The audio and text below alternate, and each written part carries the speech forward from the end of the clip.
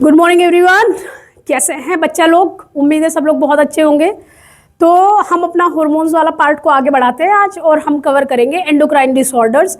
Endocrine disorders में क्या cover करना है हम लोगों को कि जो ग्लैंड्स हैं जो अलग अलग हार्मोन्स रिलीज कर रही हैं, उनका जो अमाउंट है, हार्मोन का जो अमाउंट है, हमारी बॉडी को एक ऑप्टिमम अमाउंट चाहिए अपने फंक्शंस को परफॉर्म करने के लिए, बट उसमें कम या ज्यादा हो जाता है, वहां से डिसऑर्डर्स की शुरुआत होती है।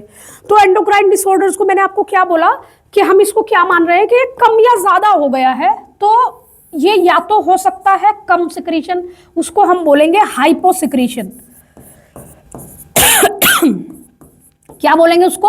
अगर कम अमाउंट सिक्रीट हो रहा है ऑप्टिमम अमाउंट से, हाइपोसिक्रीशन। और अगर ज्यादा हो जाता है तो हम उसको बोल रहे हैं हाइपर सिक्रीशन।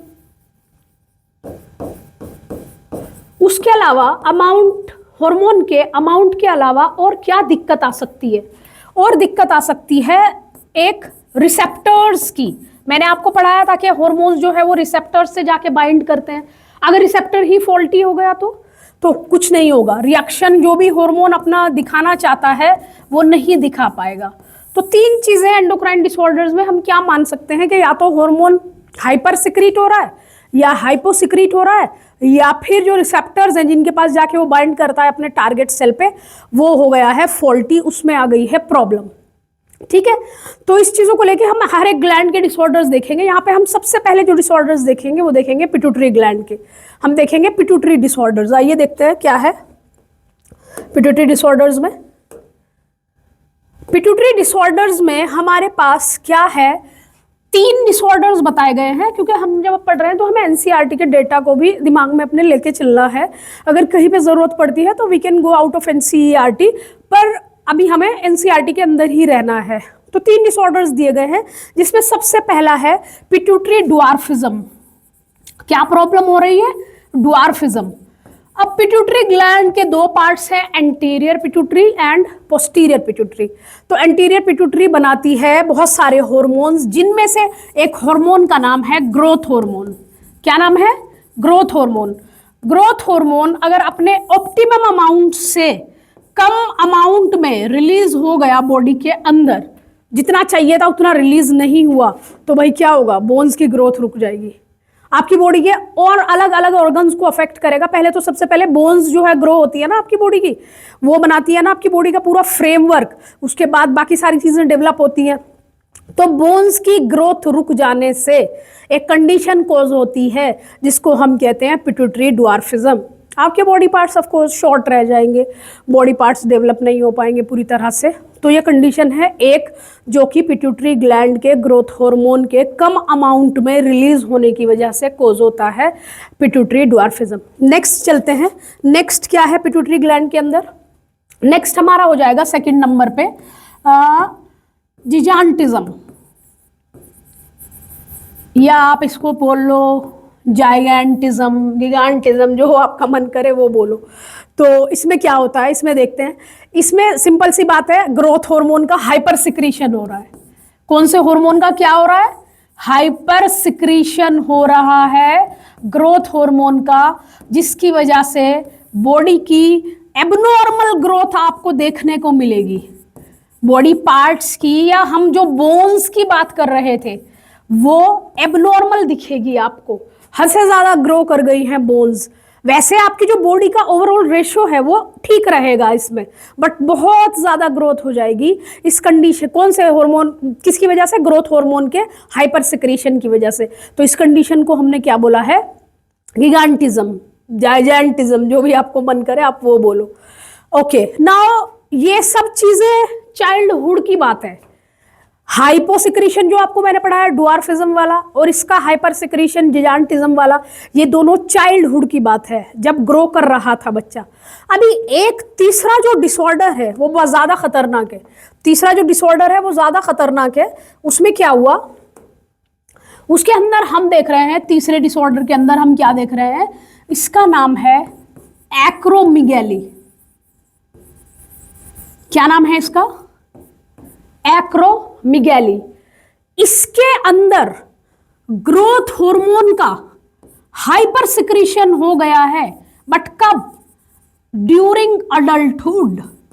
जब आप प्रॉपर ग्रो कर चुके हैं, आपकी बॉडी की प्रॉपर ग्रोथ हो चुकी है, आप अडल्ट एज में जा चुके हैं, 18-20 साल की एज के बाद, 18-20 साल की एज के अराउंड अगर आपकी बॉडी में ग्रोथ हार्मोन का हाइपर सिक्रीशन हो जाए तो आपको एक प्रॉब्लम होती है जिसका नाम है एक्रोमिगैली। ये बहुत ज़्यादा डेंजरस है। इसका एक तो पता नहीं चलता, ये डिटेक्ट नहीं हो पाती अर्ली स्टेजेस में, and it can even cause death. इसमें होता क्या है, इसमें सपोज कीजिए आपके हाथों की बोन्स है, आपके पैरों की बोन्स है, आपके चीक्स की बोन्स है, ये ग्रो करना शुरू हो जाती है। इनकी वजह से आपकी आईलिड्स हैं, आपके लिप्स हैं, आपके ये सारे चीज़ों की ग्रोथ बढ़नी शुरू हो जाती है। आईलिड्स मोटी हो जाएंगी, लिप्स मोटे हो जाएंगे, आपका जो ये स्किन है, ये माथे वाली, ये थिक होनी शुरू हो जाएगी। तो एक्रोमिगैली के अंदर क्या हो रहा है, बोन्स की जो है वो थिक हो जा रही हैं, बोन्स बेवजह ग्रो कर रही हैं अलग अलग पार्ट्स की बॉडी के, जो कि अडल्टहुड में जाने के बाद हुआ है। ये बहुत ज़्यादा खतरनाक है और इसका जल्दी से पता नहीं चल पाता, इसको हम जल्दी से डायग्नोज नहीं कर पाते।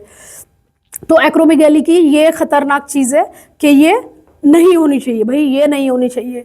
जिजांटिज्म और ड्वार्फिज्म से फिर भी आप डील कर सकते हो, but acromegaly is very dangerous.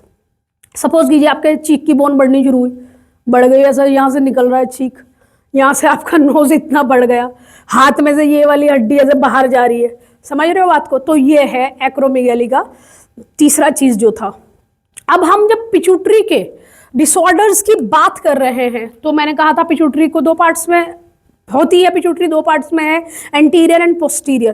तो अब एक पोस्टीरियर पिट्यूटरी के डिसऑर्डर की भी बात करते हैं, जो कि 4 नंबर पे हम डाल रहे हैं, जिसका नाम है, डिसऑर्डर का नाम है डायबिटीज इंसिपिडस। क्या नाम है, डायबिटीज इंसिपिडस। इसमें क्या हो रहा है भाई, ये कौन से हार्मोन से रिलेटेड है। वैसे तो पोस्टीरियर पिट्यूटरी कोई भी हार्मोन नहीं बनाती, वो सिर्फ हाइपोथैलेमस के द्वारा बनाए गए हार्मोन को स्टोर करती है और रिलीज करती है जब जरूरत पड़ जाती है। 2 हार्मोन्स हैं, एक का नाम है ऑक्सीटोसिन और दूसरे का नाम है वैसोप्रेसिन। तो यहाँ पे वैसोप्रेसिन की बात हो रही है। वैसोप्रेसिन का दूसरा नाम है एडीएच, यानी कि एंटी डाययूरेटिक हार्मोन। एडीएच यानी कि एंटी डाययूरेटिक हार्मोन।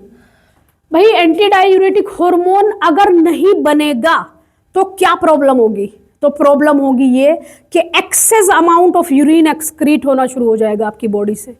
आपको क्या होगा, आपको पूरा टाइम प्यास जैसे लगेगी, गला सूखेगा आपका पूरा टाइम, आपकी बॉडी डिहाइड्रेट हो सकती है, और डिहाइड्रेशन या लॉस ऑफ वाटर की वजह से डेथ तक भी हो सकती है। यह है डायबिटीज इंसिपिडस। ये भी 2 तरह से हो जाता है कि या तो एडीएच बना नहीं, या फिर किडनीज ने एडीएच को रेस्पॉन्ड नहीं किया। ध्यान से सुनिए मैं क्या बोल रही हूँ।